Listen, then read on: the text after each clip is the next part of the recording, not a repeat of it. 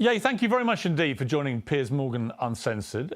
My first question for you, I guess, is an obvious one. What do you hope to achieve from our conversation? That right there, being uncensored. In American media, it's very censored. It feels like an episode of Black Mirror a lot of times.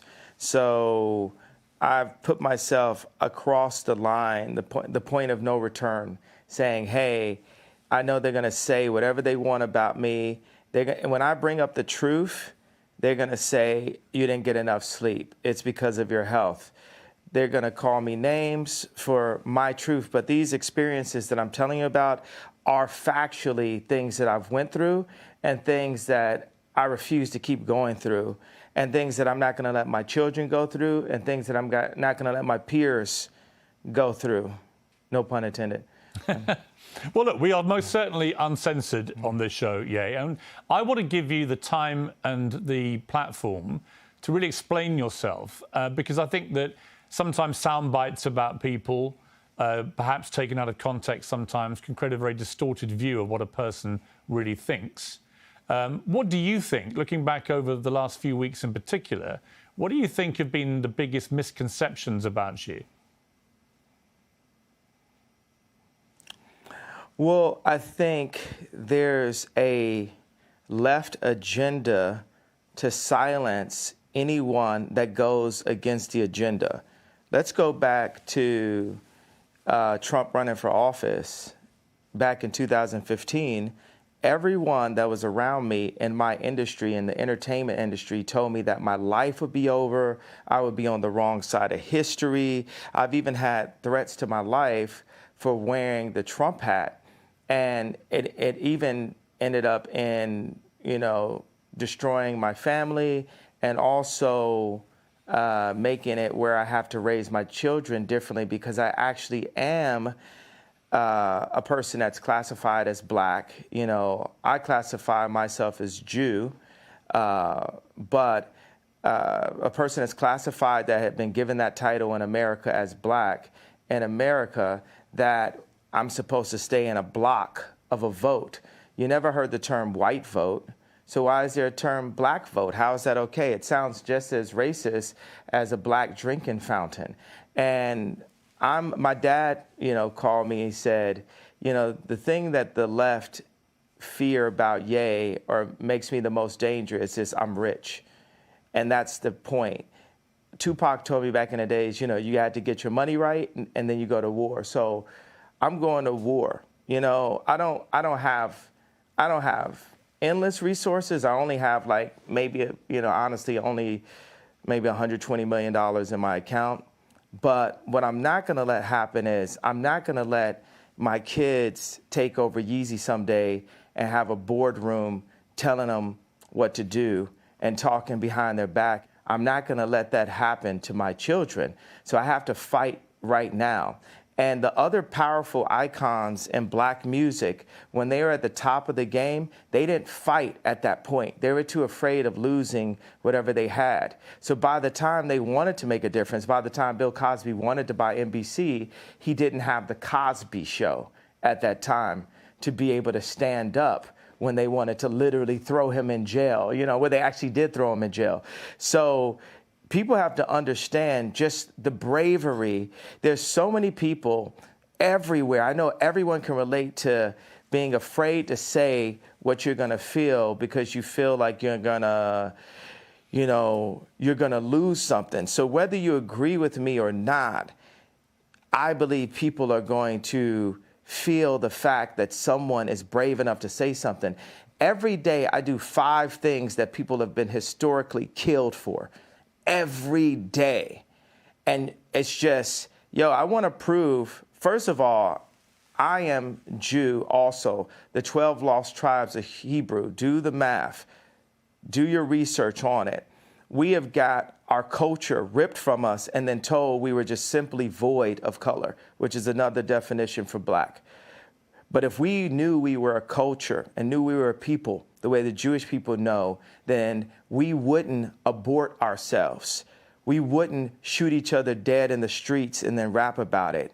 We wouldn't brag about, having sex with each other's wives. We would keep our families together and we would do business together. The most dangerous place for a black person in America is actually in our mother's stomachs, because 50% of black deaths a year in America is abortion currently. I mean, I can keep going, but I want to make it, hey, boom, ask me questions, let's go. I don't want to jump in too much, because here's what I honestly think. I think you have an extraordinary mind. You have a number of extraordinary talents. You're a musical genius. You're a fascinating public figure. What has been interesting to me is to watch the furore which has erupted in the last few weeks over a series of statements that you've made, which have caused, as you know, a lot of offence. And I guess before I get into them, I'm just curious as to whether you think there is a line for free speech. Listen, I completely agree with you that there is a war against free speech, that people are treading on eggshells all the time, terrified of expressing honestly held opinions in case they get cancelled. I think we're living in a really insidious era where liberals are behaving like fascists. So on that, you have absolutely my agreement. But my question for you is, do you believe there are limits to free speech? And if they are, what are they? There are no limits to free speech. It's all context, right?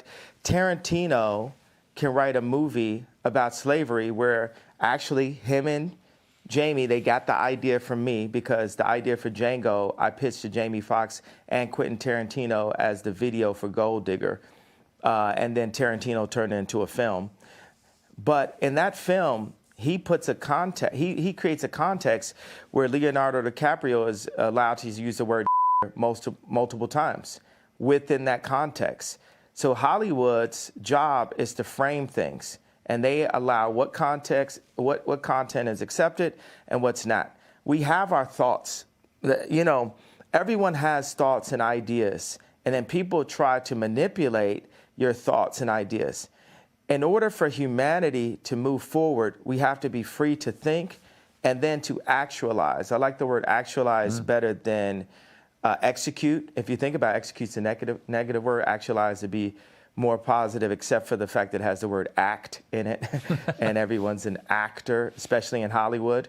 I'm like top 5 writers in human history, so I really get into the power of words, and I feel very akin to Capote, Freud, Nikola Tesla, Da Vinci, Matisse, more Matisse than Picasso, more African cubism than Matisse. So I just do that. I throw out that kind of for the liberals. And that's the funny thing. It's like liberals let me hold you up on that. Me. On Matisse, when you say you're more Matisse than Picasso, as somebody who's a fan of Matisse and Picasso, actually, I spent a lot of time in Saint-Tropez where they all used to paint together. Why do you say Matisse? What is it about Matisse that you feel an affinity with? I feel like Drake is more Picasso and Ye is more Matisse. When we talked about, when me and Drake went to do the show last year for prison reform and to bring awareness to the incarceration of Larry Hoover, I sent him articles about the relationship of Matisse and Picasso and the need for these people. You need to have that. I need to go into the bar and go to Starbucks. That's a form of a modern day bar, right? And just hear Drake's song playing back to back. And Drake needs to go into that same Starbucks just in a different city and see people wearing Yeezys. And it puts us both back into the studio. And, God sets up these almost similar characters, these doppelgangers. It makes me really realize God has a sense of humor. Like, why is John Galliano and Mark Jacobs the exact same human being, just placed in a different place? Or why does God have it where Bernard Arnault cannot purchase Gucci, not even through the Chinese market?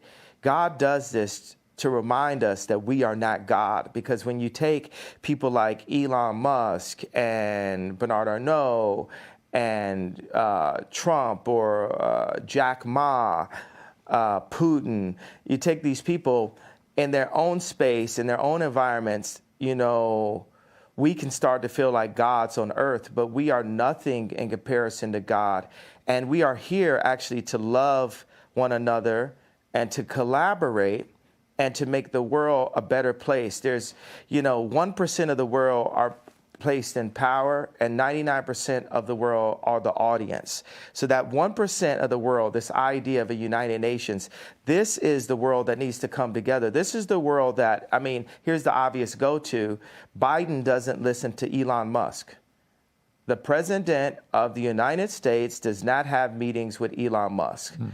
That is, hey, here, come get me. That's retarded. I know I'm not supposed to say that, Biden, but that's retarded, Biden. And it's,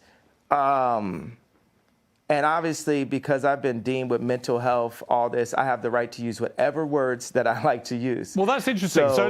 Ask another question. Well, yeah, let me ask you on that. So you just said something very inflammatory about President Biden. It will, as you know, offend a lot of people. Yeah. And it will particularly offend people who work in mental health. You say you should not use a word like retarded. But you say that because you yourself have had mental health issues, that entitles you to use that kind of word as an insult. Now, I would say that's an arguable point. I've had my issue is I've had mental health allegations. So do you believe that you have any form of mental illness? I believe that I suffered from exhaustion. I suffered from being lied to constantly by the people around me. And I believe those things can drive anyone to a point of maximum exhaustion. But I also believe that I'm extremely brilliant and I'm here to make the world a better place. And I'm tired of the left media trying to pick on me. And y'all picked on me enough. And y'all finally touched the person that's not going to take it anymore. And that's part of the reason why I'm on Uncensored, because what they'd like is for me to be quiet. Interesting thing about racism and cancel culture, it's kind of similar, right? Racism works on itself. I can go into the Gucci store at age 18 and I just assume that people think that I'm about to steal, so I buy more things. With cancel culture, when I brought Marilyn Manson on stage with me when he was dealing with allegations, my stepbrother Marilyn was canceling himself. So many people comment on my White Lives Matter t-shirt. There's people who are saying right there in Fashion Week, when are you going home? I'm so afraid. People thought I was going to cancel myself. I'm not going to cancel myself. I'm going to keep on delivering what I feel, because guess what? It's very split opinions, by the way. If I talk to a black person that makes under $1 million a year, they really relate to the George Floyd comments and feel hurt that I would even bring it up and question the approach. They have multiple documentaries on the death of JFK, but we're just supposed to believe this one media outlet version that preyed on our trauma and our pain. And then if I talk to rich black people or white people, Jew or Catholic or atheist, they're really into the Jewish media comment because it affects their business interests. Okay, well, look, and it was really interesting. Let me just pick you up on the two things you've mentioned. The first one is what you said about George Floyd. And the reality of that, it's not a media interpretation of how he died, because the Hennepin County Chief Medical Examiner concluded that Floyd died from cardiopulmonary arrest. His heart stopped, complicated by the way the police restrained him and compressed his neck. Now, he also said there were other contributing conditions. Wait. Well, hang on, let me finish. There were other contributing conditions, narrowed arteries, high blood pressure, and fentanyl intoxication. But although these were significant conditions, he said, and things that played a role in the death, they didn't directly cause the death. The cause of death was what that policeman did with his knee to George Floyd. Person? Well, why would a coroner lie? What makes you believe that? Why would a coroner lie? Because he could get paid to lie. Yeah, because he could get paid to lie. Because yeah, he's talking in the press. I watched it for 8 minutes. The majority of the press. Right, but I watched it for 8 minutes. Now tell me this: have you seen the Candace Owens BLM documentary? I have watched some of that documentary, but here's what I would say to you: when you watch that video of George Floyd, no, it's not a but. It's not. Well, I haven't watched the whole thing. I need you to watch. I know. Okay, I know what you said about. I know Candace. I'm going to finish. La la. It's all right. La. You don't okay, have you to know do what that. Means. That means. I know what it means. La la la means be quiet and let me finish. Right, but you did interrupt my question. So with the BLM. No, I wasn't finished. You're pressing agenda. You haven't seen the whole thing. I don't have an agenda. I just read you what the coroner said. So we can have 20 different perspectives on how JFK died, but us as black people, not only can we only vote one way, we're not allowed to have any other perspectives, and that the area for George Floyd, where he passed, the murder rate is up 50%, and nothing, this is so-called movement, but it didn't move blacks anywhere. Right, now listen. So as a black person. I will say there are legitimate questions about the Black Lives Matter movement, no question. But on the specific point about how George Floyd died, I don't think it's in question about what actually killed him. It was that police officer with his knee on his neck. Well, it is in question. It isn't question. I'm questioning it. Well, you can question it, but what you're questioning is a coroner report. Do you have friends that were killed by police officers? Do you have friends that were locked up? Do you have friends? Do you have people aborting half your race? No. So I am the black person with the black experience that's worth $11 billion and is the most influential person on the planet. And I am questioning it. Okay.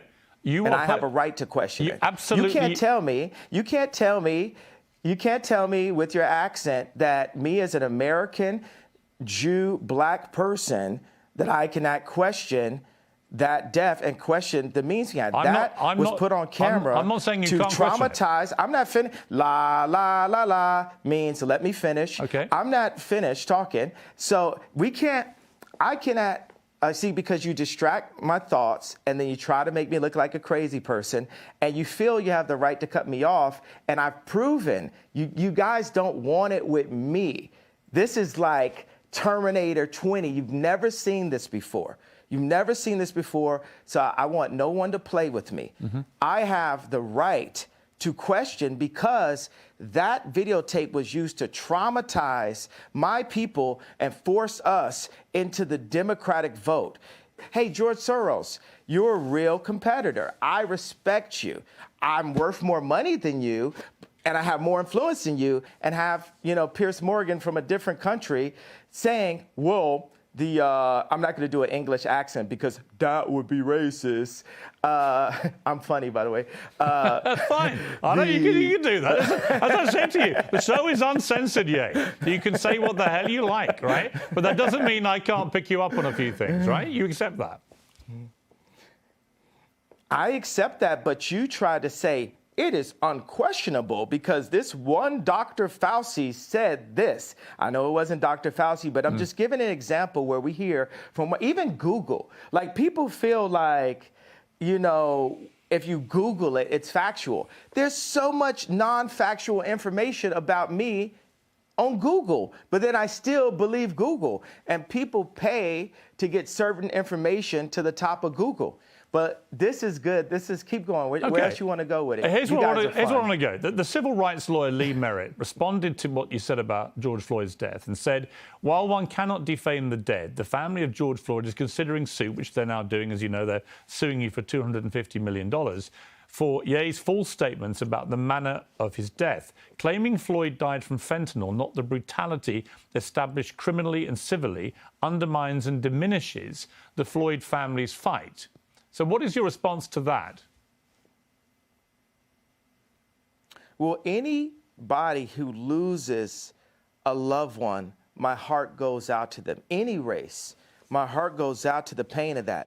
I have a theory about it. Now, this is not a fact. This is a feeling that I have. In the documentary, George Floyd's 2 roommates said that George kept saying, they want a tall guy like me. They want a tall guy like me. So for me, I'm a creative, right? I can like make a dinosaur out of a femur, right? So if I'm making a dinosaur out of a femur and I'm looking at a documentary that says George Floyd was telling his 2 roommates they want a tall guy like me, and on the day of his death, he prayed for 8 minutes. They said he prayed longer than he ever prayed. What do you think, me as a creative mind, the beautiful mind, right, the sensitive mind, what do you think I feel could have happened in that situation? All right. Well, honestly, if I'm being honest with you, I would say that because of your brilliant, beautiful, creative mind, as you put it, and I don't dispute that at all, you've got an extraordinary mind. And I can see that in the way that you conduct interviews. You go off on very long tangents, but they're sort of fascinating. I find it fascinating to listen to you. I'm not saying you don't have a right to question. Sort of, quite. Yeah. These are like Capote-level fascinating tangents. No, they're not. They're not. I'm just saying it's the way you conduct yourself, and I think that's very interesting. What do you mean? Or not? Why is it? Oh, it's not Capote level. Actually, I think you Capote level. If you would, sort of. If you would like me to compare you to Truman Capote, I am happy to do that. Yay. If you want to be known as the new Capote, okay. I'm with you. Okay. I'm not going to question your talent. Your talent to me is completely unquestionable. Right. When you question that, answer the question about the femur to the dinosaur. No, I'm going to ask you a different question. Situation. I'm just going to ask you this. You're not. You're gonna. No, I didn't finish my question. Well, hang on. You can't tell me. You answer my question. You can't first. tell me what questions to ask you. You accept that I'm the interviewer. I can't to answer my question. No, I said answer my question. No, I'm interviewing you too. Well, you can't interview me. It's my interview. You're Bono. I'm interviewing you too. See, that's the way we rap. Let me just. You know what I'm saying? No. Let me just put this to you. So no. You're trying to avoid. Hang on. You're trying to avoid. No. La. To put quite a phrase. You're interrupting me now. I'm going to get back to it. All right, you can, but let me ask you. Because you haven't answered my question. Here's my question for you, which you haven't answered. No, I'm not. Answer my question with a question. Yeah. I'm not answering anything. I'm going back to my original question in a way, which is simply this. I'm not saying you don't have a right to question how George Floyd died, but given the world watched that horrifying video of that policeman's knee on his neck, and given that is what the coroner said caused his death, albeit he had other underlying conditions, including fentanyl intoxication, when the family see someone like you, who's hugely influential, you're known around the world, questioning how their loved one died, they find that very hurtful, which is why they're now suing you for it. And my question for you is, do you understand the pain that sometimes your comments can cause, like this circumstance with George Floyd's family? Now, I'm going to ask you a question again. With my imagination, when you see in the documentary that George Floyd's 2 roommates he said, they want a tall guy like me, they want a tall guy like me, and that he prayed extra long on the day of his passing. Where do you think that takes my beautiful mind? I think it can take you to a place where you want to believe something which may not be true.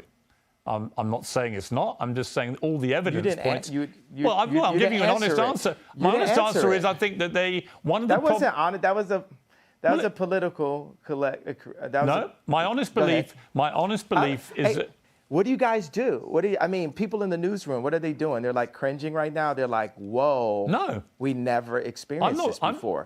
We never never experienced I'm not cringing. A black entertainer that won't be threatened by the media to back down from his opinion. Yeah, I think you mistake me. You mistake me for somebody who's going to be like the others. I have a show called Uncensored for a reason. I'm giving you a platform for a reason. But you're pressing an agenda. No, I'm not. You're perfecly entitled to your opinions. Your agenda. But do you accept you're lying now? Do you accept you may not always be right? I just called you a liar. How does that make you feel? That's fine if you think I'm a liar. It's fine. No, you're a liar. You're pressing the agenda of the pain and trauma economy that is pressed on my people by the left. Actually, the trauma I think that was implemented to George Floyd was from a vile white racist police officer who kneed him to his death. And I agree with the coroner's findings because I don't see any reason why the coroner would invent that. So that's my belief. If you want to challenge that and you don't believe it, that's entirely your right. I have a question.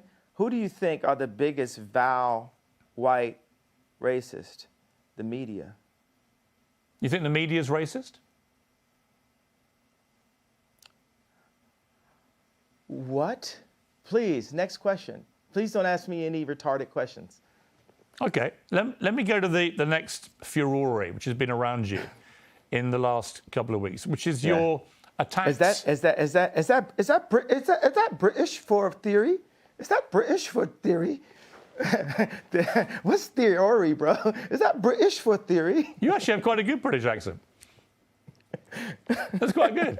Let me ask you, if I can, about the allegations that you have made anti-Semitic comments. And in particular, when you said on Instagram, I'm a bit sleepy tonight, but when I wake up, I'm going DEFCON 3 on Jewish people. Now, many people who are Jewish found that deeply offensive. They wanted to know, what did you mean by going DEFCON 3 on Jewish people? Because DEFCON 3, as you know, is a heightened state of awareness for military action. So what did you mean by that? Here's your chance to clarify what you meant by DEFCON 3 on Jewish people.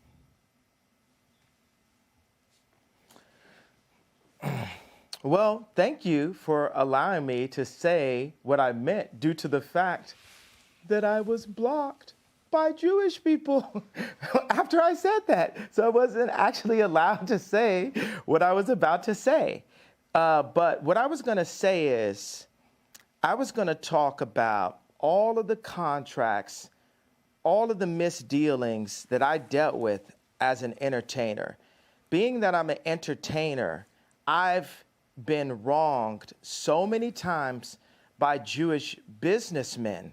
And the reason why I say people, if a black man is caught in the car with drugs or a gun, and there's 3 other black guys in the car with him, guess what? They're all going to jail. So the reason why I say people is I want those businessmen's wives and fathers, mothers, grandmothers, and kids to ask them, why is Ye so mad at us? Because they're taking money out of my children's mouths and putting it into their children's mouths. I'll give you this parallel and this analogy. If you take, I just talked to Irina Shayk, right? And if you look at a picture of her at age 14, this person is beautiful, like one of the most beautiful people that God has ever created, right? And if any man did her wrong at a young age, she would get to the point where maybe she would actually hate men. You've heard that terminology, right? So I'm at a point where I'm frustrated. I have the right to my anger, and I'm saying that people need to fix it. I'm not going to fix what I feel until what I'm feeling is fixed. Okay, can I respond? You're not just going to shut me up and say... No, I'm not going to shut you up. Can I respond to what you just said? My problem with what you've said, I'll be straight with you, is that if I, as a white man, posted tomorrow on my Instagram, I'm a bit sleepy tonight, but when I wake up, I'm going DEFCON 3 on black people, what would you think? Jew. No, if I said black people, what would you think? If that was what I posted? Well, did you accept that black people... You accepted that black people are Jew? Or I'll come to that in a moment. On the specific, though, if I simply said, in other words, all black people was the implication of what I said, I would get rightly cancelled. I would get rightly vilified and abused. You, I suspect, would be outraged by a white person saying such a thing, because you wouldn't make any distinction about whether I was talking about certain black business people I'd fallen out with or whatever. You would think I was judging an entire populace by the colour of their skin. You are, by saying Jewish people, on Jewish people, you're not saying Jewish businessmen, accountants, whatever, that you've had a problem with. You're basically saying in that statement, all Jewish people, which is why it caused such offence. And I'm curious whether you, even as you wrote those words, understood what Jewish people actually would feel when you said that and didn't make any specific references to any individuals. maybe they would feel how all my people have felt. Maybe they would feel the pain of when a black artist looks up and they've completely been raped by 5 Jewish businessmen. And there's multiple accounts. Why does the fact that they're Jewish have anything to do with it? Maybe they would feel like that. But why would you say it again? It just so happens they are. Well, okay, but why categorize them according to their religious faith, their ethnicity? Why would you do that? Why can't you just describe them as business people that you've dealt with? That's fine, but what you're doing by saying Jewish people, these constant tirades, against Jewish people, many people find why that... Are you calling it a tirade? That sounds like you have it. I think it's a tirade. Where's the tirade? That was a tweet. It was a tweet. It's not just a tweet, and you asked me to explain it. And have you felt my pain yet? You haven't felt my pain. You don't want to feel my pain. Well, no, hang you don't on. hold You don't hold accountability to my pain. You're being a Karen. I'm talking about. I'm not a Karen to the pain. I'm not a Karen, and I'm not going to cancel you, and I'm not going to uncensor you. I'm simply going to challenge you on what you're saying. I think you don't understand the pain that you've been causing with some of these comments, and I think that one in particular, I can understand. Oh my God. God forbid, one comment could cause people to feel any of the pain that my people have went through for years. Even like the blacks being ushered to the left during the civil rights movement. No one has cared about black people. All right. No one is. Let me say, I agree that the racism against black people has been utterly deplorable, shameful, unacceptable. And thank God the world is beginning to move to a better place about the way it has treated black people like you. However, one form of racism doesn't justify... it's almost in a better place. Well, one form of racism doesn't justify another. It's not a better place. I'm not cutting you off. I'm finishing my sentence so you can respond. One form of racism, it is racism when you say I'm going DEFCON for Jewish people. That's racism. No, it's not. It is. I thought you had a platform where I could explain how I felt. You don't care about how I feel. You just want to shut me up. You don't want me to say out loud what my people have been going through. I do. Or do you? I do. I'm very happy to do that. So what have my people have been going through? What led me to that point? My point is... What led me, a person, a successful, influential, extremely attractive person to get to that point? I am not doubting for a moment that you will feel genuine pain about the racism against you and other black people in America. Not for 1 second would I deny that. Racism by who? Well, by anybody. I think any form of racism is wrong. Any form of racism is wrong. I didn't say DEFCON on anybody though. You said DEFCON 3 on Jewish people, specifically Jewish people. You didn't say any particular Jewish person. You said basically all of them. That is racism, And I think if you were honest with yourself, given the fallout from this, you would think again about how you phrased that sentence. Because actually, you didn't mean all Jewish people. Given the fallout. Do you care about the hurt you caused Jewish people? What fallout? Well, you were removed from social media. Wait a second. You're not allowing me to talk, Chris. You're not allowing me to talk, Chris. Oh, I thought it was the same person. He's American. I'm British.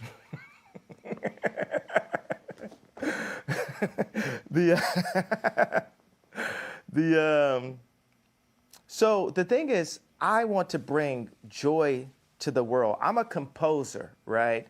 And this is a symphony. Our life is a symphony. We have so many beautiful ideas, but I feel the anti-Semite has been a wall, a cloak that allows Jewish businessmen, boom, I'll only be the police officer that says, hey, this guy with the gun is the only person going to jail. I'll be the first person that does that in history, right? So look, no one else in this car riding with the guy with the gun and the drugs is going to jail. Are you happy? I'll play by rules that are not played by from my people, just for the sake of this conversation. I don't want you playing by any. So I don't want you playing by any. That makes you happy, right? I don't want you to say things just to make me happy. That's what colonizers do, is give us rules. I'm not trying to that's colonize what colonizers you. do, is give us rules. I'm not trying to colonize you. I'm not trying to censor you. All I'm saying to you is, when you use a phrase, like I'm going DEFCON 3 on Jewish people. Did you hear what I just said, though? Yes, I did. We're past that. We're past that in a conversation. Well, hang on. We're not past it. Did you hear what I just said? We're not past it unless you're prepared. Are you happy that I said I'll focus? Let me explain what Are you happy that I said? I know.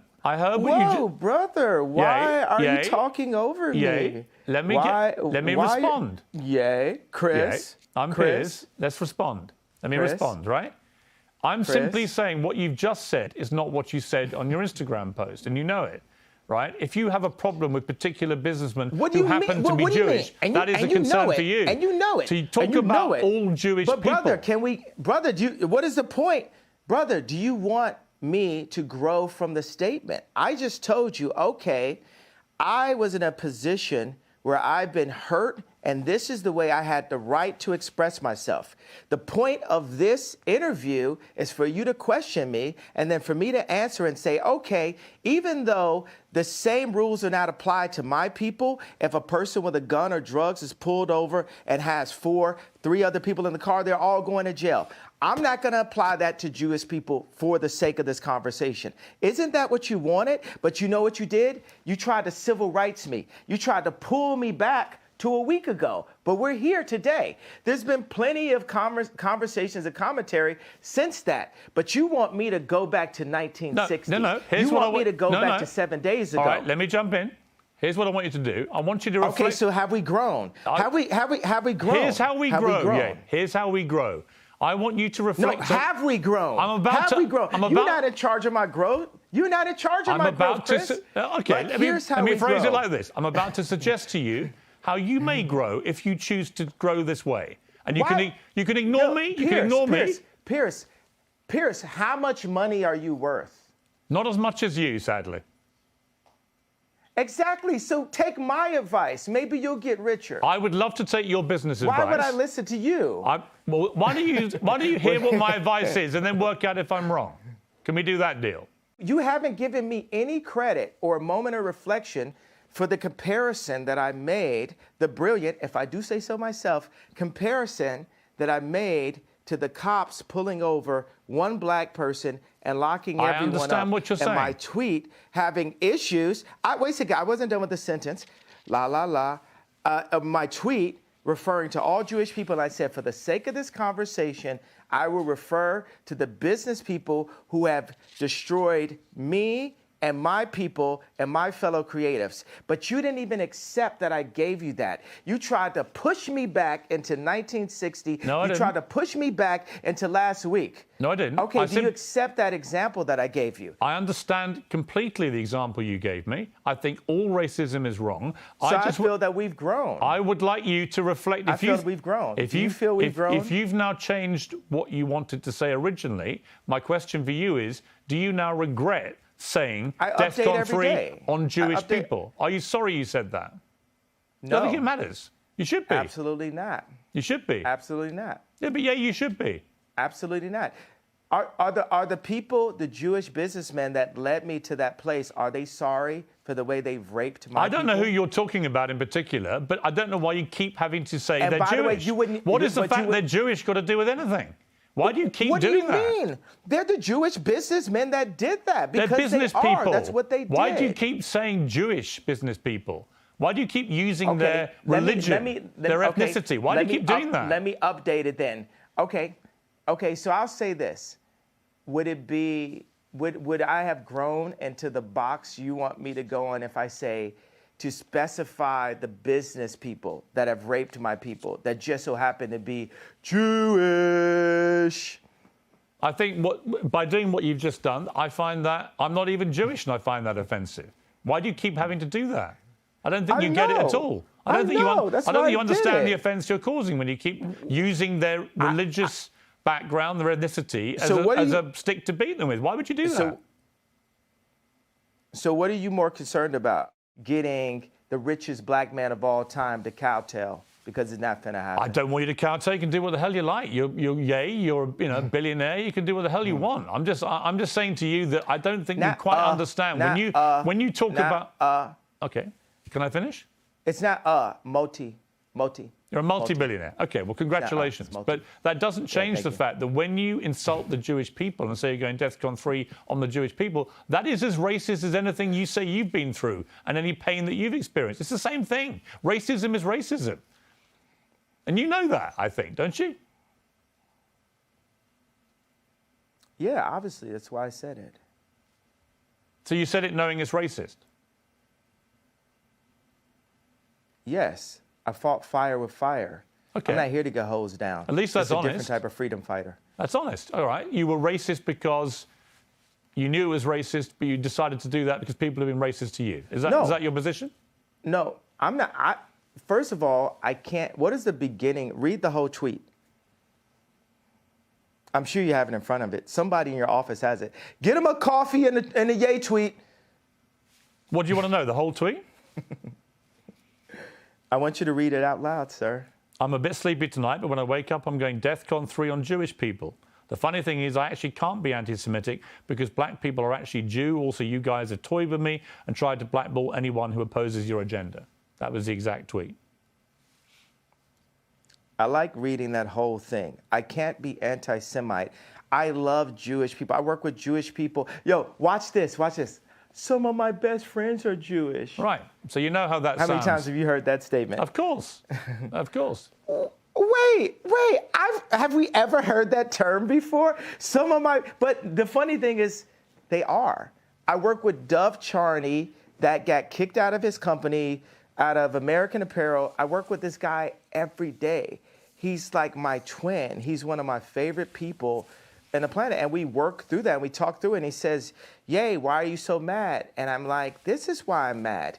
This contract right here, what's gonna happen before I'm done, we're gonna open up all of the music industry contracts, all of the publishing deals, all of the athlete deals, all of the acting deals, all of the mortgages, all of the deals. But that's fine. But yeah, that's all fine. Business people who we went at. That's all fine. You can do all. But of it course has you to can start do that. somewhere. Of course you can do all that. And when you do that, it has to start somewhere. I hope you won't be judged as a black business person doing it all the time. That people don't phrase it all the time by the color of your skin, but by your business acumen. Isn't that what you would like? Isn't that what equality actually means?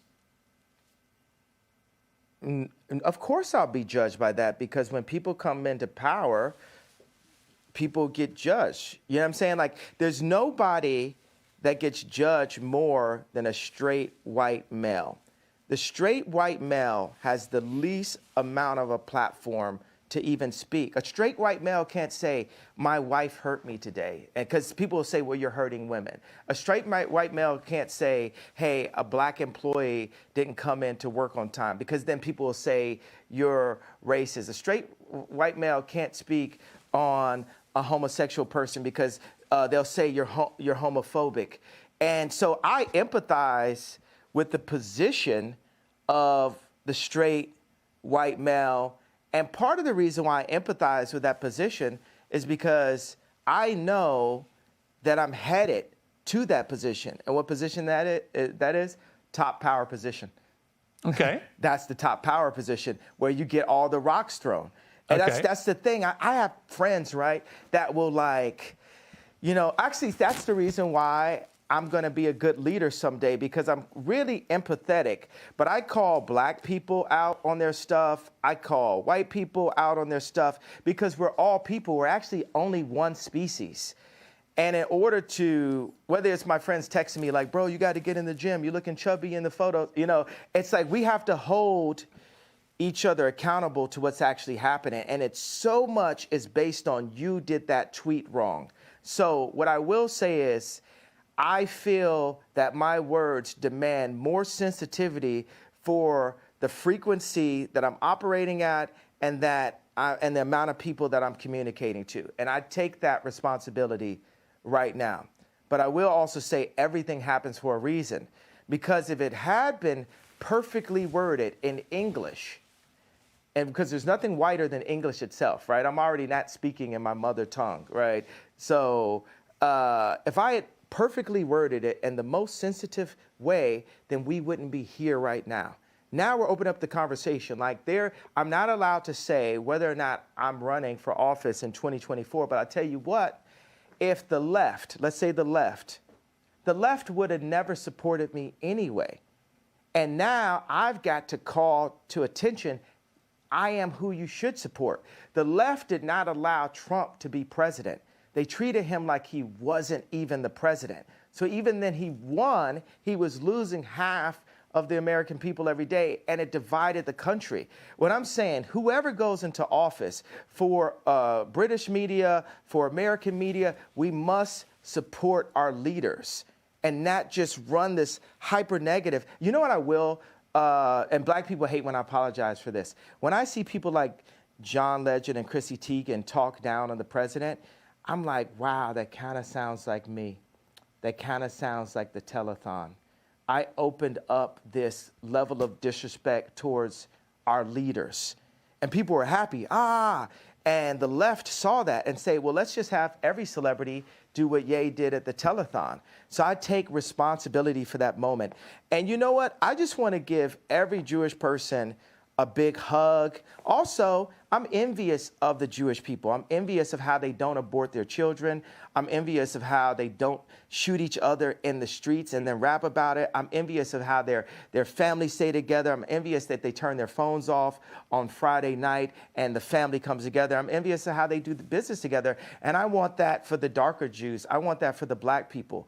I want that. We need that. God said we should remove the word want, right? Okay. We're going to have that. Okay. And this is the beginning of it. But it seems to me, and correct me if I'm wrong, but it seems to me that you are acknowledging, as you've just acknowledged that it was wrong to say what you said about President Bush when he said he doesn't care about black people, and that may have encouraged all this disrespect towards presidents since. I think it's an interesting point you made. It does seem to me, Ye, talking to you, that even if it's hard for you to admit this, that you do regret the wording of that tweet which caused all the problems, and you wouldn't phrase it that way again. Am I right? I would tell my dad that. My dad loved the White Lives Matter t-shirt because what audacity does a black man have to wear the exact same t-shirt that a white man could wear? You know, and my dad was a Black Panther. I mean, we have a water purification center. You know, he's like the original Steve Jobs. Right. He's the educated version of me, right? And he liked both of those things, but he said, you know, Ye, he even calls me Ye now. He's like, Ye, you've got to be more sophisticated with your wording. And that wording, like I said, I'm a bit sleepy. And it lacked the sophistication needed to be the true conductor that I am. Because it's the conductor's job to bring people together. And that was divisive, right, which is not who I want to be. Right. So so I'll tell you that. I'm not looking. And also, let me put out right now. So it sounds like you agree with me. Do you agree with me then? I want to talk. Okay, let me say that I'm just thinking right now what's on my heart is the idea for people who do actually have severe mental health issues. You know, the word retarded. For, you know, there's parents that have children who actually are mentally ill, and that word is really offensive, right, to those people. So why use it? And just because I was feeling it's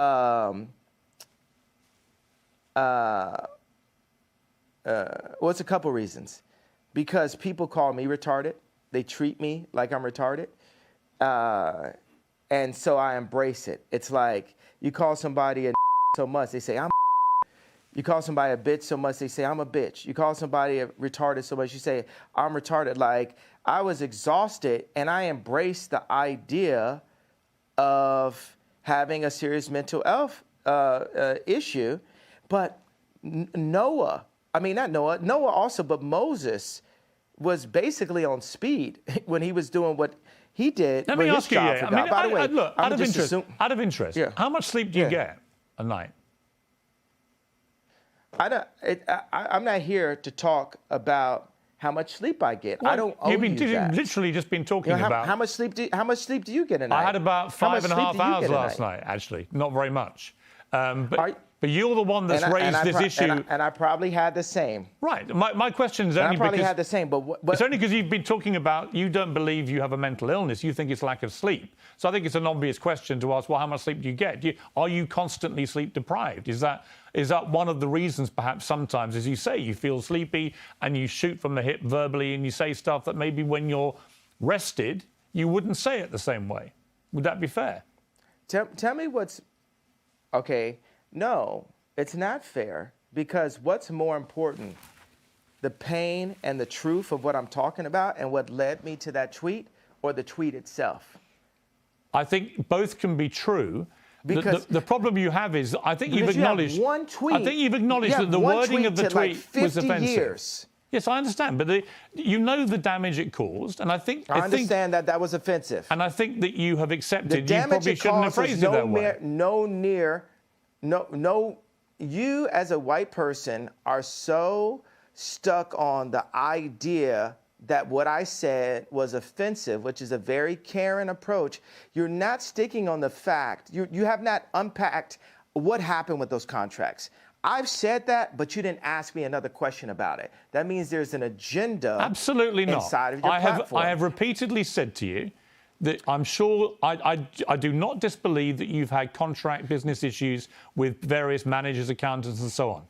My argument is that when you do it, me or other me's. I'm sure many other artists in the music business. Yeah, of course. You know why you're sure? Because you don't care to do the research because it doesn't affect you. No, it's because you said. Have you done any research? No. Yeah, let me explain to you. I'm not doubting what you're saying. You don't care. I do care. You don't care about me. You don't care about my people. I care about me. I care about my people. So it's for me to stand up. And God forbid I step on someone's toes while I'm at it. It's not someone's toes. You stepped on the entire Jewish people's toes with a very deeply inflammatory tweet, which I think you've now accepted. You shouldn't have phrased that way. It's taken a bit of time to get there, but I think you have accepted that, right? Have you accepted that you've put no effort into understanding how I got there? I don't think, honestly, 10 years from now, honestly, I don't think there is any... You're going to apologize to me about this interview. I'm not. You're going to apologize to me about this interview within the next 10 years. No, I'm not, because here's the thing. Mark my words. I don't doubt you've had... It's very one-sided. No, it's not. It's very white-sided. Oh, come on, It's very one-sided. It's very like... It's not white-sided. I'm not doubting you've had business issues. I'm saying the way to respond to that is not to go public to millions of people and say you're going DEFCON 3 on Jewish people. Millions of people. Right. Millions of people have had DEFCON 3 on their contracts. Right. You didn't say that. You didn't say that. And said, millions of people. Well, I opened it up. Now I didn't, but now I'm saying it now. Okay. So now what I think you should say, I think you should say to the Jewish people, I'm sorry for the offensive language I used in that tweet. I wouldn't do that again. This is what I really meant. I think people would respect you if you said that. I don't know why you can't just say that.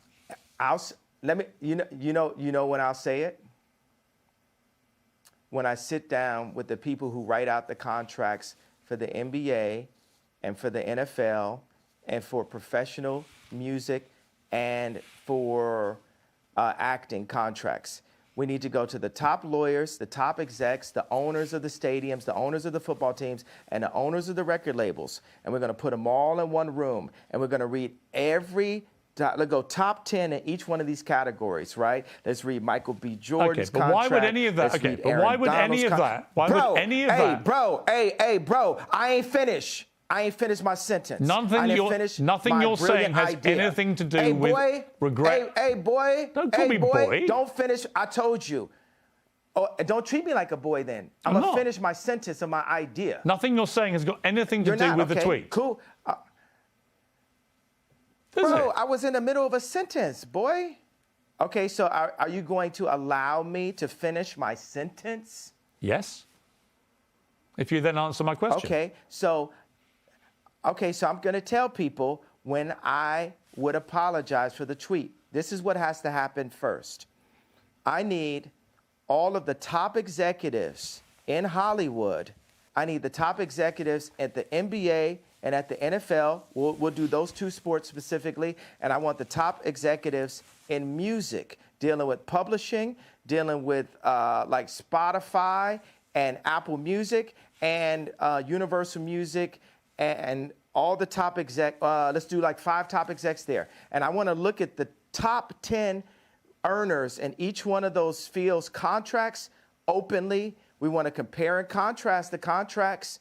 And then once we open that conversation, and we need to do it on a platform live with lawyers asking questions, and we'll have the top lawyers like a Johnny Cochran, Robert Kardashian level legal team, looking at all of these contracts together. After that moment happens, then I will say, I'm sorry.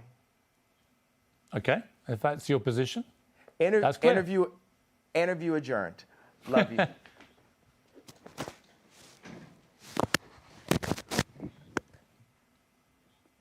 Okay, that's the end of the interview. I mean, I just get the feeling from you that you're obviously a complex character, brilliant in many ways, fascinating, like I say, compelling. You have a huge appeal to millions of people around the world. It just seems to me that occasionally your mouth gets you into trouble, and that perhaps on reflection, sometimes you look back and wish you hadn't said things. Is that accurate? Nah, not really. Because the things I say are on behalf of God. Like, it's not always godly because I'm a man, but God is definitely using me. You're Catholic faith? I am, What's yes. your background? I am What's your Catholic. religious? Catholic, yeah. Well, we're working for God here. And it's just like with black people now with entertainment, we're coming into wealth, but all the other, black people with anywhere near my amount of wealth would never cross the lines of, taboos inside of the media that I would, that actually we used to in rap. All these words, we used to say these, so it's all these like words that are being removed from our vocabulary, words that evoke emotion. Don't you feel like the salt is being taken out of our food? Look at Dune. The people who control the salt controlled all the money. And people are trying to control the salt, and it's salt in our language. That's why I will not apologize for having a bit of salt in my words. I will say, hey, this can be improved on, but it's like, hey, look, I'm an update. You're looking at the God's iPhone 100. We are God's iPhone, right? If you think about it, we're his favorite creation. We were made in his image, and we need updates. And society, capitalism, media, and thought police have been stopping us from our updates. We have to have a thought, and then we have to actualize it. I like the word actualize better than execute, because execute's a negative word. We discussed this. We have to actualize. There's so many, think about, for a homosexual kid, age 12 at school, not wanting to say out loud how he felt, or feeling like if he said how he felt, he would get bullied. Or what if he said how he felt, and then somebody said, you said the way you felt and what your experience was in the wrong way. Now you need to apologize. We're fine that you felt that way, but you need to apologize for the way you said it. But just having the courage to do it in the first place would be, that's the thing that needs to be given credit. Like, yeah, you know what? We'll say in these past 2 weeks, I made a big splash. Because the first time you dive in the deep end, you're not going to look like an Olympic swimmer. But we're going to have to learn how to swim. And I've dived in the deep end. Okay. I think I understand what you're saying. Let me ask you about your family. Yeah, lots of speculation, of course, constantly. If you understand what I'm saying, could you translate what I'm saying? Yes. I want you to translate what I said. I know what... And then let's move on to the next question. Okay. Let me attempt to translate. What did I mean by that? I think what she meant was that you are not afraid to ruffle feathers. You're not afraid to cause trouble where you feel it's justified. You're not afraid to call people out who you think deserve to be called out. But then occasionally, you've expressed yourself in a way that perhaps hasn't quite hit the right mark, and that you are work in progress, as indeed we all are, and that you could phrase things better, which would cause less offence to a wider number of people, when in fact the target of your anger may be much more specific. That would be my interpretation of what you've just said. Do you think that we can move forward as a civilization without there being any offense? Because one person's truth can be the other person's lie. I think it entirely depends. You know, it's like, I think it entirely depends. Honestly, look, part of me wants to say yes to that, but I do think there is a line, and we should all be mindful of the line. And the line to me is, I don't think any form of racism or perceived racism should ever be tolerated. I don't think that is free speech. It's just hate speech. And I think one of the problems with what you said about the Jewish people was the more generic way that you phrased that sentence. People didn't understand you were talking about specific business people you'd had a problem with. They thought you genuinely meant you were going DEFCON 3 on all Jewish people. And they took that to be a blatant form of anti-Semitism. I think you've explained in this interview that was not your intention at all, which is good. But I think if you're asking me to interpret what you've just said yourself, that would be my interpretation. That, you know, you're work in progress, and sometimes you say stuff I didn't just which explain. doesn't quite get over what you're really meaning. But what I really mean is, I don't want it to be settled. I don't want to be forgiven by Jewish people until we get to what the problem really is. I don't want, you know, like Elon, he got on Twitter, he said, I talked to Ye, he took it to heart. And I liked my boy standing up for me, but I was like, but the fight isn't done though. Everybody, white media, left media, they just want to squash the fight. They want to keep the pain of George Floyd going, right? But they don't want the pain of our representatives. What did Elon Musk say to you about the tweet, out of interest?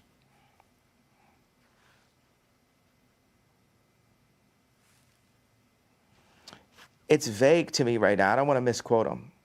What was the general? It's vague to me. What was the general point of what he was saying?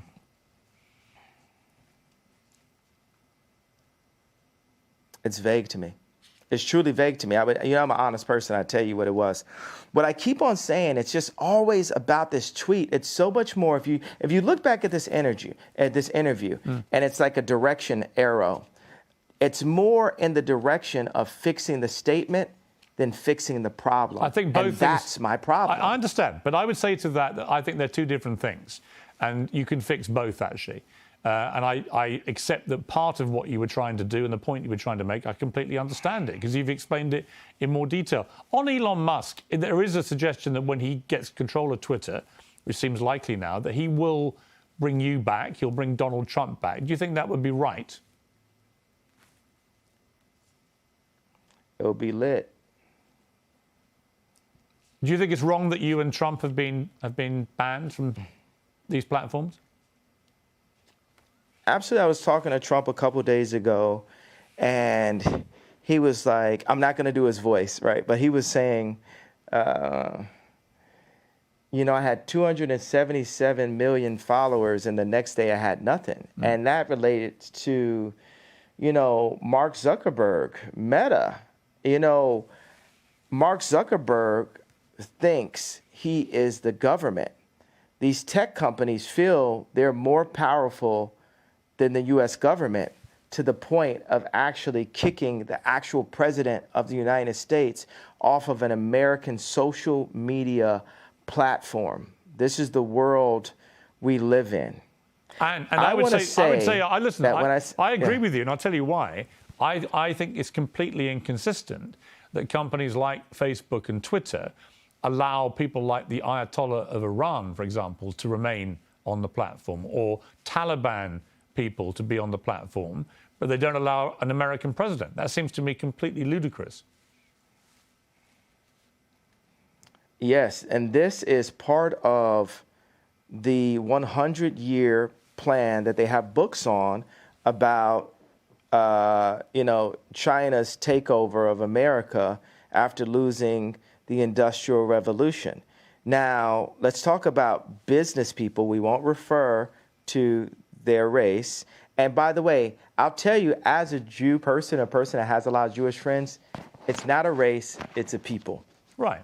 And every Jewish homeboy I know is going to be like, yo, yeah, that's right. So, but it's hard to attract, it's hard to influence patriotism on capitalists. And it's a responsibility for us as Americans to retake our power in media, to retake our power in our schools, to retake our power in our farms, to retake our power in our medicine, in our hospitals, to revitalize the country, because America invented rock and roll at the end of the day. We have the inventions. America created Apple.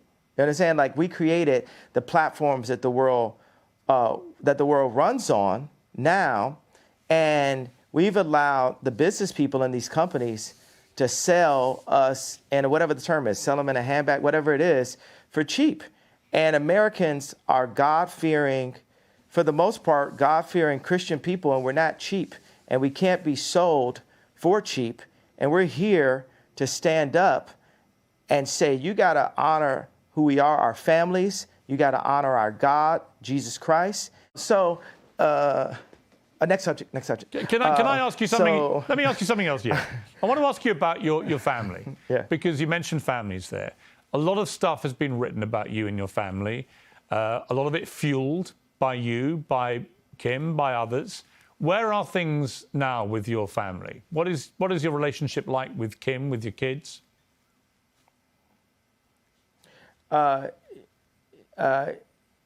Kim has Zionist media handlers surrounding her, all in and out her Hulu TV show, all in and out her family, all in or out the house that I created for my family.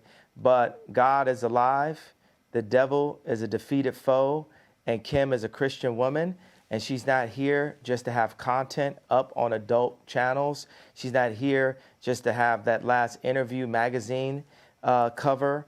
If you look at the two Interview magazine covers, look at the one when I was there and look at the one when I'm not there. And that's the reason why this Tuskegee experiment of such that's happened to the black community, where they took the fathers out of the home and the leaders out of the community and have torn apart the community. Now they've seen that's worked, and they're doing that to America. They're attempting, they're trying. I mean, that the Interview magazine yeah. cover you're talking about, I think, is the one where she was basically semi-naked in front of the American flag. And I thought that was pretty distasteful, actually. It was about the American dream, and I thought, well, if that's the American dream, we're all screwed. I mean, in America. And I agree with that. And I didn't feel the platform to voice my opinion, because I wanna. It's always like, hey, this is your kid's mother. But it's time where the leaders, like, I'm still the priest of that home, Chris. I'm still the priest of that home.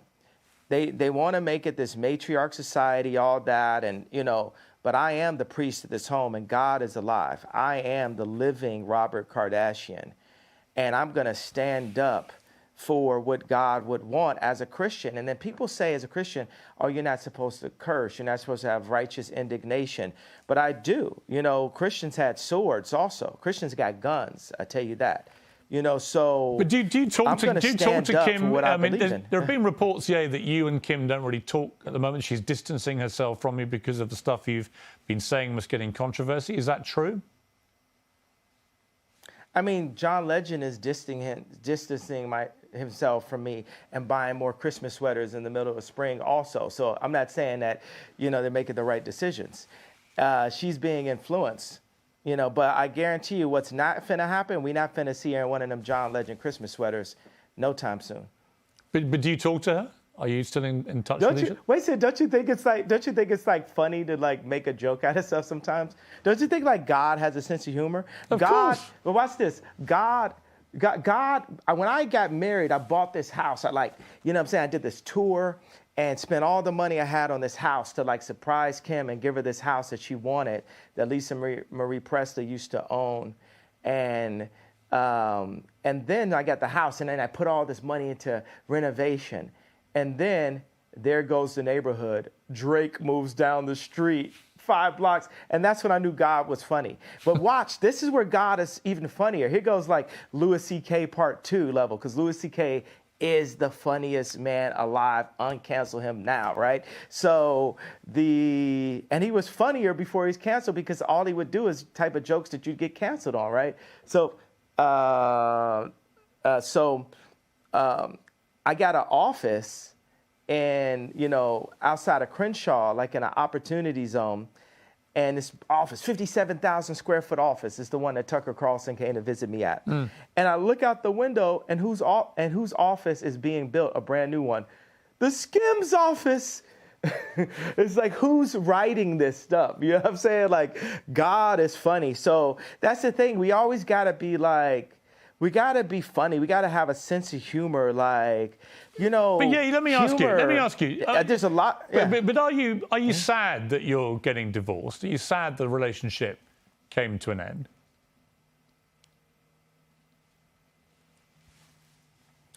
That happened 2 years. We got the divorce 2 years. Yeah. Yeah. We're Are you Piers, actually? We've been got divorced. What are you talking? Yeah. I mean, let me rephrase that. Are you sad that you're no longer together? That you're divorced? We'll always be together. She dresses exactly like me. What do you mean? Like, my kids are me. There's no person that she'll ever get with that will influence her more than God, and then her priest on earth, which is me. Whether it's the Skims clothing line, the designers, the architects, all those people. You got the Clintons, the left, utilizing what we built together to try to use her as an influence for the black culture and the word culture in general for the next elections. They need those 300 million followers from Kylie and Kim on their side going into their election, as they push trauma culture to the black people again, as they claim any of my questions of business dealings to be anti-Semitic comments, and push, Kim to, as a billionaire mother of a lawyer and a mother of 4 Jew black children, to do covers like Interview. And that's what happens when they take the dads out the home. And that's what they've been doing in the hood. They take the fathers and the leaders out of the homes. And if we keep on allowing this to happen, and we don't have some level of a decency clause inside of our media on what everyone sees. Like, when I was young and I would go to the video store, if I wanted to go into the adult section, it was a curtain. It was a person sitting there watching, making sure that kids didn't go in. If the kids went into that section, there was a video camera, and they would you'd be escorted out of that section. Now that section is forced through TikTok. That section is subverted and kind of mixed with the drink inside of music directed at children, inside of content through Disney, on Hulu, which is Disney also, and in so many branded commercials to confuse children and to sexualize our children way too early before they can even make their own decisions about their life. You make some very interesting points again. Just to clarify one thing, though, you are actually divorced, are you? Because my understanding was that you weren't actually divorced yet. I ask God the same question some mornings. Am I divorced, God? Am I divorced? Because I might be divorced on paper, but I'm not divorced of the idea of being the protector of not only this person who is so influential. Imagine Kim making all of her decisions that she does publicly. Grown folks' business is grown folks' business. Never know what could happen with a little sippy or whatever. But, all the decisions that she makes publicly being based on an audience of one. And Piers, what audience do you think I'm saying that is? Well, you. No, not me. For us as Christians, right? who is our audience? We have an audience of one. Well, you mean God? God. So picture this world, envision this world. Here's another one. This is past what I'm saying about having the heads of the football teams and the basketball teams and the music industry opening up their contracts the way I do, right? Picture the most influential woman on the planet, which is Kim Kardashian, right? And I got this one thing I want to definitely say in the interview. Picture the most influential person on the planet, the most influential woman on the planet, performing in public only for that audience of one, for God. Imagine the overwhelmingly positive effect that will have on the planet. And mark these words, it will happen someday. Okay. And I had this thing. I had this, of course I'm divorced, and this is like a funny thing I thought.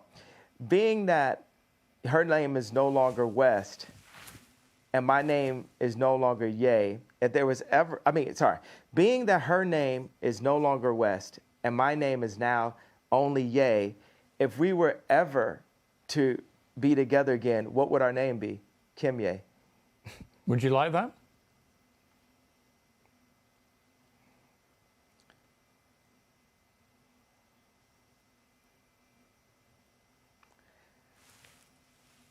Everything is up to God, and God has proven to me many times that it's not about what I want or what I would like. It's just up to Him on what He sees fit. But David had to. But let me ask you. Tend but do you still love to the Kim? sheep? Sorry, not with an S. Do you still love Kim? I absolutely love. I'll love her for life. And I will protect. Oddly enough, I'll actually protect her, because when I call out things that I feel are wrong, you know what I'm saying? When I make products, like say the difference between me and Bernard Arnault, like say, watch Elon Musk. Every product. The reason why Elon Musk is like a Steve Jobs is, if he makes a flamethrower, he would use that flamethrower. If he makes a Cybertruck, he would use that Cybertruck. Me, if I make some 3D printed boots, I'm gonna have the 3D printed boots on. Wow, and I love wear them those. every day. Can I get a pair of those? Absolutely, sir. They would Tucker really liked suit them me. also. These boots are a hit. Love those. Yes. They look fantastic. Yeah. Would you like to one you day? very much, sir. Do you think, given that you've got all these kids together, would you like one day to get back with Kim, do you think? Do you feel like you've gone through a very tumultuous period, but that actually the love underneath it all between two people remains? And would you like to get back together?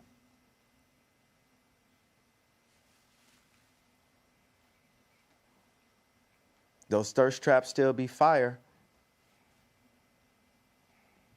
Is that Do a you yes? understand what I said? Do you understand that language I think right there? so. I think That so. You better explain it. Explain it to me. What do you think those thirst traps still be fire means? Can you explain that to me? Well, with my Piers? rather Explain creative British what mind, those thirst traps still be fire. I would imagine it With your means that creative, brilliant British man. I would imagine it means you still fancy your ex-wife. Is that right? I would prefer to not be put on this. I would prefer to not be put on the spot on these kind of questions. What I could say is, God is alive, and He places people. He placed David in. God had David tend to the sheep, knowing that one day He would prepare him to fight Goliath. Mm-hmm. So I believe that day of me fighting Goliath has been this past 2 weeks. The media is Goliath. And there would be no chance of having a civilization or a civil democracy in America without me challenging the media 2 years out from the election. Because this thing that I'm challenging may be setting myself up to one day be able to be president, or it's maybe for the other president. But regardless, we have to have some decency in America as the thought leaders in the content that we put out. But and that's how but on God that point, is using me yeah, now. on that point, Yeah. you keep talking about the media as if somehow it's the media that's created all this furore in the last 2 weeks. But you have said other things which, in my opinion, the media couldn't ignore. You know, you suggested in your interview with Tucker Carlson that Gap, for example, the clothing wear company, had prior knowledge of the Uvalde shooting, which is obviously completely insane. Why would you say that? And then why would you be surprised if the media then react to it? They're bound to. What I'm saying is that was worded, that might have been worded in a way that the media could take in the wrong way. But I thought it was really interesting the amount of people at Gap. We had a release that was happening, and the amount of people at Gap that were rallying around this as a media moment, if they didn't know about that, where there's theories, you can't say that the theories about 9/11 are completely insane. Actually, that's just the person I am. I'm that kind of person. Well, look, you're perfectly entitled to have theories. I think most of them are completely insane. But on this specific one, on Uvalde, you even suggested that Matthew McConaughey. You even suggested that Matthew McConaughey may have. It was all a bit weird that he was speaking so early about it, when in fact he came from Uvalde and spoke very passionately after this atrocity. So I think people read these comments and are like, "What are you talking about?"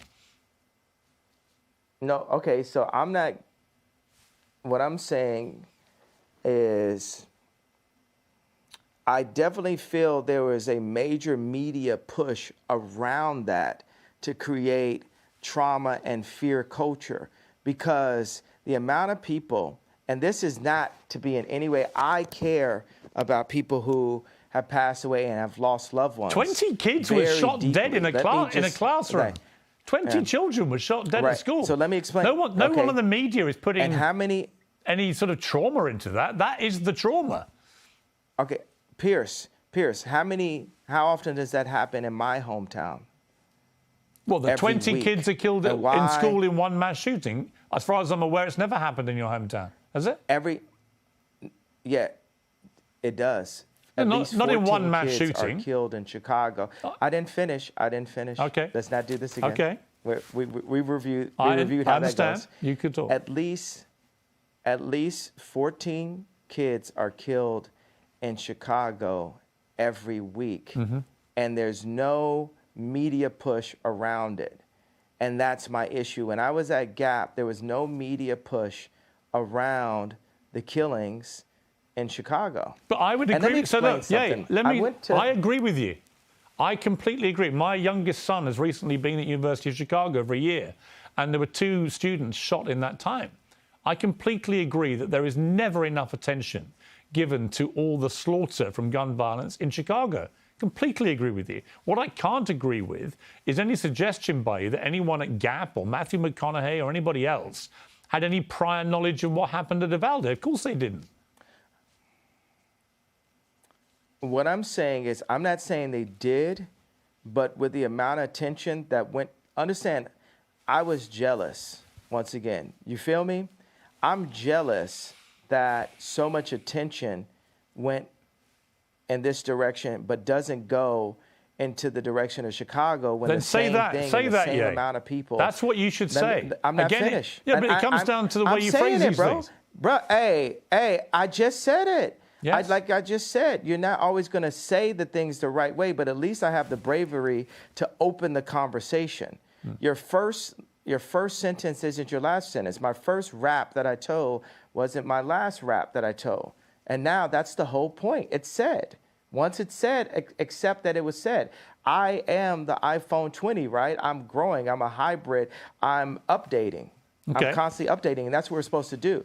You can't drag me back, because you enjoy that, right? When you bring it up, I'm saying, hey, this is what I'm saying. I felt, this. Think about this. Have you ever heard the term premeditated murder? Yes. I feel I feel like the George Floyd was a premeditated murder. That's my feeling based off of, and we never got to that in the beginning, but that's my feeling based off of the information I saw in the documentary. I think it was a premeditated that it was murder a in the sense that premeditated I agree, but not for the reason you think. I think it was premeditated in the sense that that policeman didn't give a damn about George Floyd's life, stuck his knee on his neck for 8 minutes and killed him. So but I know we don't agree about that. I don't want to go back over that. I want to ask you. I want to ask you, about something different. I think the policeman was involved with it too, but not in the way that you think about it. Right. I think he was involved in a different way. I think we'll have to. I think he was also part. I think he was also part of the setup. Okay. Look, we're not going to agree about that, but he's been moved. He's been moved. He's been moved. And I need you to watch the documentary, and we could talk offline and then talk online again. Okay. Because what's not fair is for a white martyr like JFK to be analyzed 100 different ways, but then for a black martyr like George Floyd, for us to only accept the one way. That's like us only accepting the one way for the black vote. Like I said we have the opportunity to look at it different ways. Like I said to you, you are completely entitled to challenge anything, frankly. And I'm equally entitled to come back at you and say what I think. That's what a democracy is about. Let me ask you before I want to ask you one thing about your... But look, no, I got... Okay. I don't want to keep going back to that same issue. The disparagement right there. Yeah. But look at the disparagement, because I still had an idea. I don't like the word point. I had an idea that you didn't embrace right there. The martyr, JFK, we analyzed his death 100 different ways, right? But with George Floyd, he died that way. And then it's white people telling super brilliant, successful black people, you have the right. It's literally like on some Black Lives Matter, like your life matters, like, oh, your idea matters. But then shut up and we're not going to go back to it. No, we're going to unfold it. I need you to watch that documentary, and I want us to talk line by line. I want to do, because look, I think that we're a good conversation. And now within the next 2 years, we need to talk a lot of times, right? I would love to do that. This kind of thing. Honestly, we should unpack. Listen, let me say to you, I've wanted to interview you for years. Yeah. I genuinely mean it when I say I think you're one of the most brilliant, talented people that I've seen in the public sphere. And you have a lot of fascinating ideas, and you're incredibly creative, and you're completely entitled to your views. But I'm entitled to mine, and I think we've had some really interesting exchanges, actually. I want to just talk to you quickly before we finish about your kids and about you as a father. What kind of kids do you want them to be? What kind of values do you want to instill in your children? I want my kids to finish their education. I know that my album was called The College Dropout, but when I look at the way, just like you said, your kids are in the University of Chicago, we need the education. That's another thing to be jealous about. The Muslims have the Quran, right? And Jewish people also have their holy books, but they have the education. And once we have the education, and we have the strong black minds, we need to pull them together. There hasn't been end-to-end black-owned communities since Black Wall Street or since the gentrification of Harlem. Like I have this tech company called STEM, right, that had the most successful launch in tech history with 80,000 STEM players as far as a first launch, right? We sold 80,000 STEM players back in February, and we went off the Apple platform, and now we're coming with the next generation that has a projector in it, and it's coming with 4,096 movies. I did that because my Amiga computer had 4,096 colors when I was in 7th grade. And also you can download films without having to use an Apple product. So I called this guy, and we're working on finishing up elements of the deal. And he's using emotional bullying, and like his shoulders are down, you could tell on the call. And he says, well, because of your comments, we're not going to be able to hire people. It's the people that we need. And I said, well, how many people do we have working for us? He said 60, and we have 40 part-time. I said, well, how many Jewish people do we have? He said, well, I don't know. We have some. And I said, well, do we have black people working for it? He said, yeah. I said, how many? He said, 2. And I said, you're telling me we can't find 60 black engineers? Well, yeah. And see, that's where that comment that got me into so much trouble forced me to look at myself as the richest black man since Mansa Musa, right? With multiple tech companies. And where am I kicking the tires inside of my own company to ensure that I'm hiring my people? Because Chinese people hire Chinese people, and Jewish people hire Jewish people, and Catholics hire Catholics, right? But with blacks, we'll give our company to Bernard Arnault. We'll give our company to Mark Zuckerberg. We'll give our company away. And it would almost come off as anti-Semitic if I hadn't crossed that gun line so far to say, hey, I have to go and ensure that I'm hiring the brightest black minds to my black-owned tech company. You know, Kamala is our never again. We're never gonna just hand something over just because we like the way this person looks and we have the emotional connection because she was a Delta and my mom was a Delta. She got 96% of the black female vote. You would have thought Drake was running, and we haven't seen her really honestly since.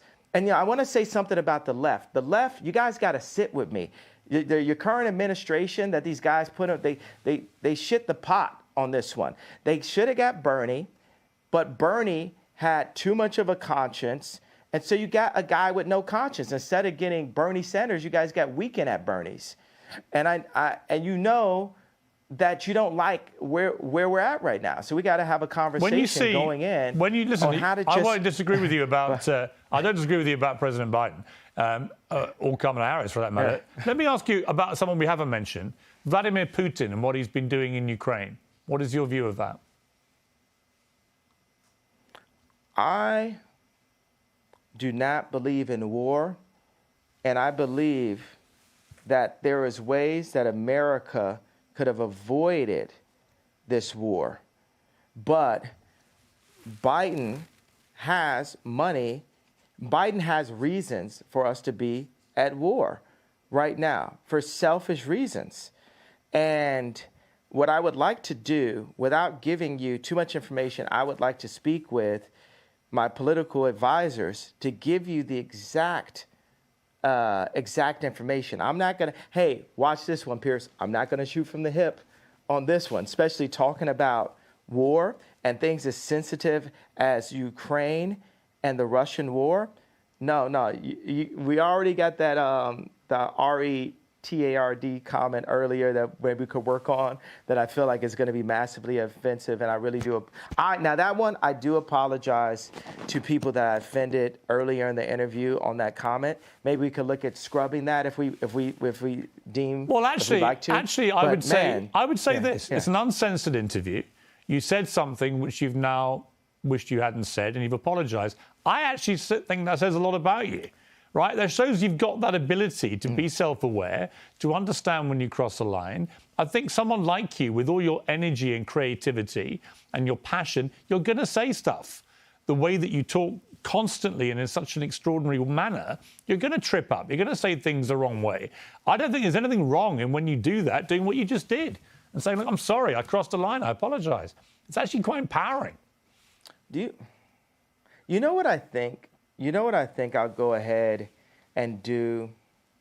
I feel that I've given the platform, and I think by holding the idea of an apology hostage is not godlike. Correct. I feel like we have to free, and I think that's the point that you've been making. And because we sat down and had this conversation, I will say I'm sorry for the people that I hurt with the DEFCON, the confusion that I call. I feel like I cause hurt and confusion. And I'm sorry for the families of the people that had nothing to do with the trauma that I had been through, and that I use my platform where you say hurt people. And I was hurt. I was frustrated. I was frustrated that Gap hadn't opened stores. I was frustrated that I spent time with a gentleman who I love him, his wife, his kids, David Simon, and to open stores, and then he called Bob Martin at Gap and said, I'm not going to open the stores. And I've just been frustrated. I just want to open my Whittle stores. And I want to say that it's wrong to hold an apology hostage. And I got to let go of that and free myself of the trauma and say, look, I'm just going to give it all up to God right now and say to those families that are hurt, I really want to give you guys a big hug. And I want to, I say, I'm sorry for hurting you with my comments. And I want to word it in not in like a political way, but in a presidential way, which means what I knew a president to be when I was growing up, in a sincere way. You know how people give those kind of, I want to give an apology, and you're like, but did you? You know what I'm saying? Yeah. Like, no, it has to be, I want to go to every person's grandmother and grandfather and every person's son and daughter, aunt and uncle, and give them a hug and say, you know what? I've been hurt, and I do want you to talk to your boys. I do want you to talk to the people that are in power, the people who do own the black voice, the people who do own the vote, which a lot of Jewish business people do. And I want to be able to sit at the table with the contracts. I want my people to sit at the table with the contracts.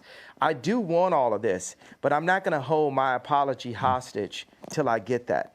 I'm going to start by taking accountability for my actions and the lack of sophistication in my wording. Like I said, I was sleepy, and it was taken in a way that I didn't mean to be taken. It definitely caused some attention. But I don't want the conversation to go away just because I came to you guys and said, I understand how I hurt you, and I'm sorry for the pain that I've caused and the confusion that I caused. Now, that is said, right? But I don't want the conversation to go away, that we are still in a place where these contracts are still up. My people are still getting screwed. This has to be opened up. And I'm not asking for a promise, but it would be a beautiful world as I release the pain that I've caused and the pain that I have in me, that grudge that I was holding, that you guys, some of you guys, 1, 2 of you guys step up and say, let's look at these contracts. Let's make it not be a known fact that the music industry is treacherous. Let's make because some of my kids do music. I don't want them to step into a treacherous place. I want it to be better for them than it was for me. So I want us to sit down and come together and really work on that. Would that make sense to you, Piers? You know what, Ye? If you'd simply said that in your tweet, I don't think there would have been any problem.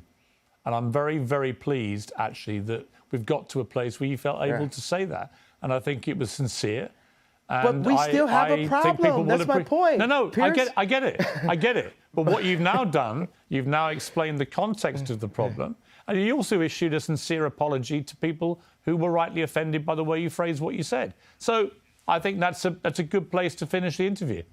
And I'm very glad you got there. Okay, but it's not finished. I understand. The idea is not finished. I understand. That there's still a problem. I understand. No one's going to be in any doubt there's a problem. And by the way, I'm sure there is. I'm sure that a lot of the contracts in the music business are rigged against people like artists like yourself. I'm sure of it. I mean, it's always been the case from Elvis onwards. So I get Piers, it.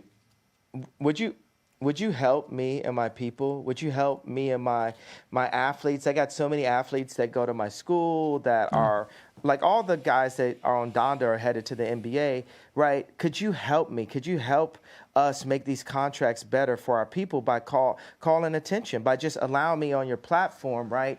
And let's look at some of the things and point these things out. Could we work together on that over the next couple of years? Very happy to do that. Yeah. Very happy to do that. I think we should talk more often. All right. It's taken a long time to get here. I've thoroughly enjoyed our conversation. It's been 2 hours. It's been free rolling. It's been occasionally challenging.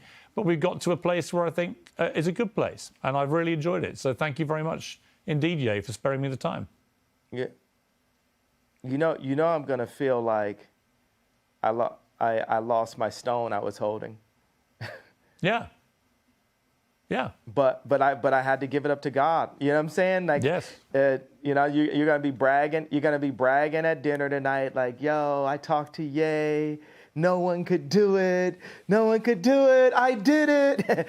And you know, I'm giving you this, and I'm gonna pray that you, as a fellow believer in Christ, will help me to expose all the wrong that's still currently happening to my people, specifically in the entertainment industry, because Honestly, an entertainer. I'm very just happy. To start with. I'm very happy to hold anyone to account who is behaving improperly. Honestly, and I'm absolutely certain that that entertainment business is riddled with people who try it on and exploit people. And I would be very happy to help you to expose that. But for now, I've got to leave it. Yay, we've had 2 hours. It's been remarkable. Thank you very much for your time. Peace.